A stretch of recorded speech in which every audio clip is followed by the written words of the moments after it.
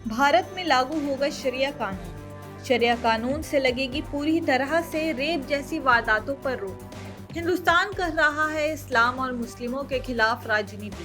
ये मेरा नहीं बल्कि समाजवादी पार्टी के सांसद एसटी हसन का कहना है।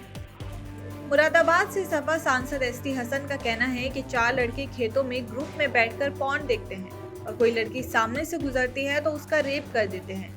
इसका कारण ये है कि पॉर्न देखकर लोगों के शरीर के अंदर एक विशेष किस्म का हार्मोन बनता है जो उन्हें बलात्कार करने के लिए मजबूर करता है। इसलिए देश में पॉर्न साइटों पर रोक लगनी चाहिए। सांसद एसटी हसन ने इस पे और क्या कुछ कहा है, आप खुद ही सुन लीजिए।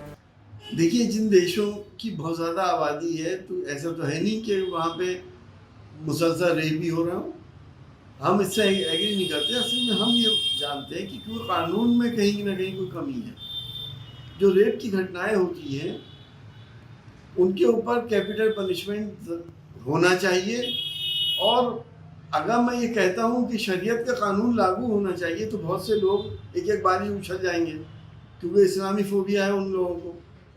लेकिन ये एग्जाम्पल दुनिया के सामने है कि सऊदी अरेबिया के अंदर रेप क्यों नहीं होते, सऊदी अरेबिया के अंदर मर्डर क्यों नहीं होते, चोरियां क्यों नहीं होती। एक इंसानियत के लिए अगर उन कानूनों को लागू कर दिया जाए कि शरीयत के कानून लागू हो जाए तो रेप नहीं होगा। बहुत सख्त सजाएं हैं उसके लिए।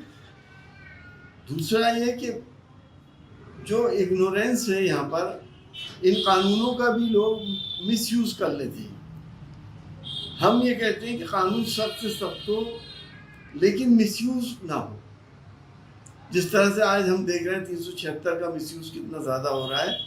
इस दौर के अंदर लोगों को शर्म और हया ख़त्म हो गई। अपनी बहन बेटियों से दूसरों के ऊपर इस तरह के इल्ज़ाम लगवा। दूसरी बात जो हम ये कहना चाहते हैं कि जो हमारा सोशल मीडिया है, ये पोर्न साइट्स हैं, इनको सख्ती से बैन होना चाहिए।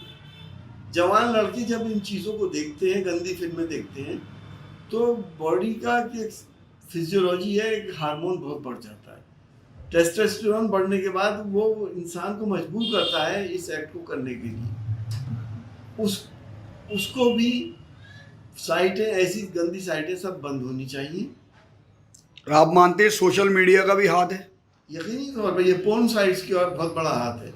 जब 4 लड़के, जवान लड़के कहीं खेत में, जंगल में ही वो देख रहे हो और कोई भूली भटकी बेचारी कोई औरत या कोई लड़की आ जाती है तो वो उन लोगों की हवस का शिकार बन जाती है। डॉक्टर साहब, जिस तरह रेप के लिए शरीयती कानून की मांग की गई है, और भी अपराध हैं, तो क्या उसमें भी सजाएं कुछ ज़्यादा हैं वहाँ? जी हाँ, कैपिटल पनिशमेंट है और सरेआम होता है।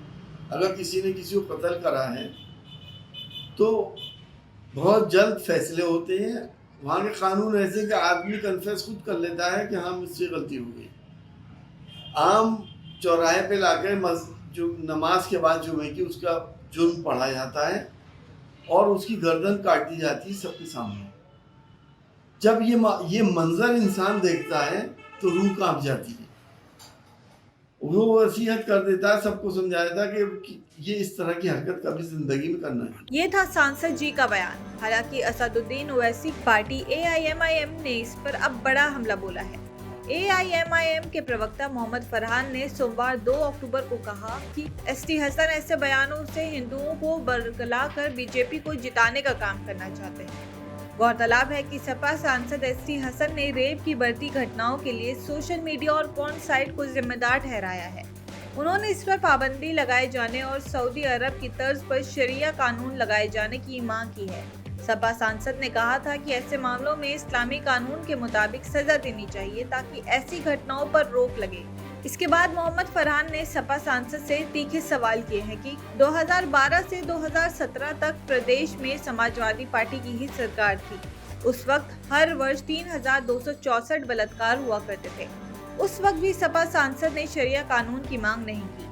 और यही नहीं, बदायूं रेप कांड और बुलंदशहर रेप कांड जैसी बड़ी घटनाएं भी सपा शासन काल में ही हुई थी। सपा के नेताओं और मंत्रियों पर भी रेप के गंभीर आरोप लग रहे हैं। उसके बाद भी समाजवादी पार्टी ने कभी उत्तर प्रदेश में शरिया कानून की मांग नहीं की। सीधे तौर पर भारतीय जनता पार्टी को लाभ पहुंचाने के लिए सपा सांसद एसटी हसन इस तरह की बयानबाजी कर रहे हैं। ताकि वोटों का ध्रुवीकरण हो और इसका सीधा तौर पर लाभ बीजेपी को मिल सके। इस पर क्या विचार है हमें कमेंट करके जरूर बताइए और अगर वीडियो अच्छी लगी हो तो लाइक शेयर सब्सक्राइब करना ना भूलिए।